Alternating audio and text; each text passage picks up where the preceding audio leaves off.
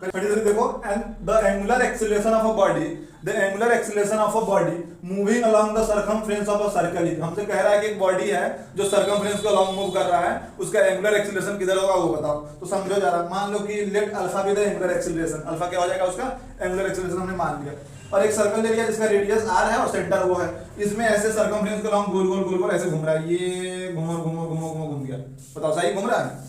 तो इसका angular acceleration किधर होगा? तो दो तरीकों से तुम समझो। पहले तो ये समझो कि जो अल्फा होता है वो होता है D omega upon D T, इसको ओमेगा को क्या कहते हैं? ओमेगा होता है अपना एंगुलर वेलोसिटी, एंगुलर वेलोसिटी। तो rate of change of angular velocity हो जाता है अल्फा, मतलब एंगुलर एक्सीलरेशन। तो जो डायरेक्शन ओमेगा का होगा वही डायरेक्शन अल्फा का होगा, है ना? बोलो सही। ओमेगा कौन सा वेक्टर होता है? एक एक्सियल वेक्टर है, एक्सियल वेक्टर मतलब इसका डायरेक्शन किधर होता है? Along the axis of rotation लगता है, along the axis of rotation लगता है।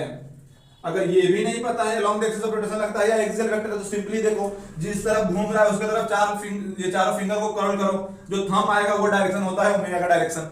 ऐसे घूम रहा है तो थंब किधर आया? बाहर की तरफ। अगर क्लॉकवाइज घूम रहा होता, ऐसे घूम रहा होता तो थंब किधर आता? अंदर की तरफ। पर एक्सिस ऑफ रोटेशन कैसा होता? Perpendicular to the plane of board. यहाँ बोर्ड है तो इसलिए perpendicular to the plane of board, और इनवर्ड होता अगर क्लॉकवाइज, ऐसे ऐसे घूम रहा होता तो इनवर्ड होता, ऐसे घूम रहा है बाहर के ऐसे एंटी क्लॉकवाइज तो बाहर की तरफ लग गया, तो along the axis of rotation हो जाता है। क्या होता है? Along the axis of rotation हो जाता है, क्योंकि एक्सियल वेक्टर भी है। तो चाहो तो इस तरीके से समझो, है ना? क्या दूसरा तरीका क्या है? दूसरा ये भी है, देखो ये जो v होता है, v लीनियर वेलोसिटी, ये होता है ओमेगा क्रॉस r, ठीक? तो r क्या है? जिस मान लो अगर पार्टिकल इस पोजीशन पे है, किसी टाइम पे इस पोजीशन पे है, ऐसे घूम रहा है, तो इसका लीनियर वेलोसिटी का डायरेक्शन किधर होगा? ये देखो, यही तो होगा अलोंग टेंजेंट, है ना? टेंजेंट ड्रा करो इस पॉइंट पे ऊपर की तरफ, ये होगा उसका डायरेक्शन। और इधर v निकालने के लिए, और r किधर हो जाएगा? तो सेंटर से बाहर की तरफ निकलो, ये है उसका r का डायरेक्शन, है ना? r क्या ये मान लो उसका r का डायरेक्शन है, तो ओमेगा क्रॉस r करके v लाना है। मतलब ओमेगा किधर हो कि तुम उसको r के साथ क्रॉस मल्टीप्लिकेशन करोगे तो v का डायरेक्शन ऐसे होगा।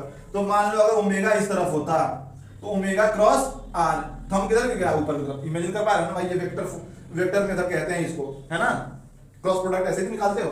तो मान लो ओमेगा यहां से इसके तरफ, ये देखो ये ओमेगा की तरफ हमने ये रखा, r की तरफ घुमाया, ऊपर की तरफ थमाया, मतलब कि ओमेगा कैसा होगा? यहां से इनवर्ड निकलता होगा, तो इसलिए ओमेगा कैसा हो गया? Along axis of rotation. इससे भी तुम समझ सकते हो। तो ऑप्शन फर्स्ट हो जाएगा, नहीं फर्स्ट नहीं है, along the axis of rotation third हो जाएगा।